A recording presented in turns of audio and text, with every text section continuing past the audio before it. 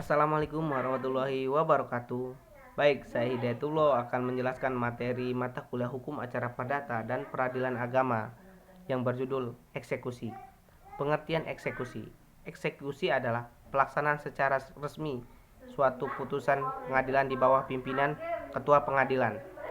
Nah, eksekusi merupakan bagian yang sangat penting dalam hukum acara karena gugatan bukan hanya mengharapkan putusan pengadilan yang memenangkan atau menguntungkan, tetapi ia juga mengharapkan putusan tersebut dapat dilaksanakan.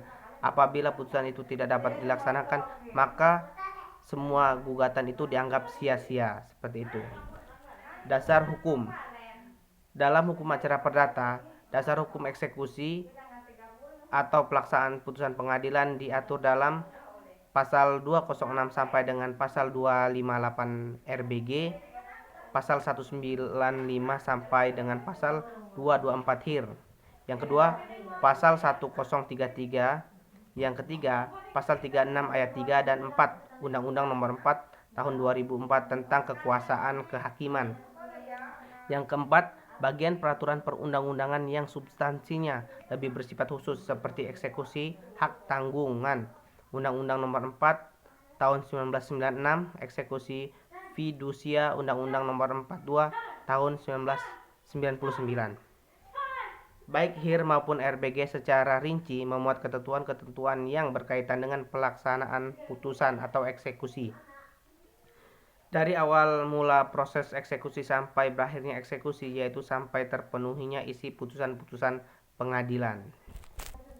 Dalam pasal-pasal 195 sampai pasal 224 HIR pasal 206 sampai pasal 258 RBG telah ditentukan tentang yang pertama peringatan atau teguran, yang kedua sita atau eksekusi, yang ketiga pemenuhan prestasi pengosongan objek sengketa, yang keempat penyanderaan. Oleh karena eksekusi dalam dirinya sudah mengandung pengertian pelaksanaan dan pejabat umum, hukum acara perdata telah secara rinci mengatur sisa yang memerintah dan memimpin pelaksanaan itu, dan sebagaimana cara pelaksanaan itu dilakukan sehingga isi putusan itu dapat direalisir. Selanjutnya, asas-asas eksekusi. Ada 4 asas penting dalam hukum acara perdata. Yang pertama, menjalankan putusan yang telah berkekuatan hukum tetap. Yang kedua, putusan tidak dijadikan secara sukarela. Yang ketiga, putusan yang dapat dieksekusi bersifat kondemnatoir. Yang keempat, eksekusi atas perintah dan di bawah pimpinan ketua pengadilan. Terus ada proses eksekusi.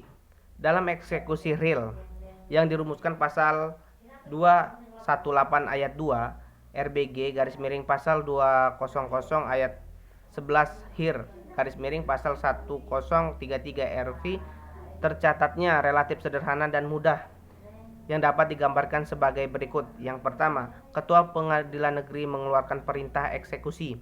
Yang kedua, perintah menjalankan eksekusi ditujukan kepada jurusita. Yang ketiga, tindakan pengosongan meliputi diri si terhukum. Yang keempat, eksekusi dapat dilakukan dengan minta bantuan aparat keamanan atau kekuatan umum seperti polisi, seperti itu. Terus ada jenis-jenis eksekusi. Dikenai 3 jenis eksekusi atau pelaksanaan putusan pengadilan hukum acara perdata, yang ketentuan diatur sebagai berikut, yaitu yang pertama, eksekusi membayar sejumlah uang. Yang kedua, eksekusi untuk melakukan suatu perbuatan. Yang ketiga, eksekusi real. Mungkin itu yang bisa saya sampaikan tentang materi yang berjudul eksekusi. Kurang lebihnya saya mohon maaf, saya akhiri. Wassalamualaikum warahmatullahi wabarakatuh.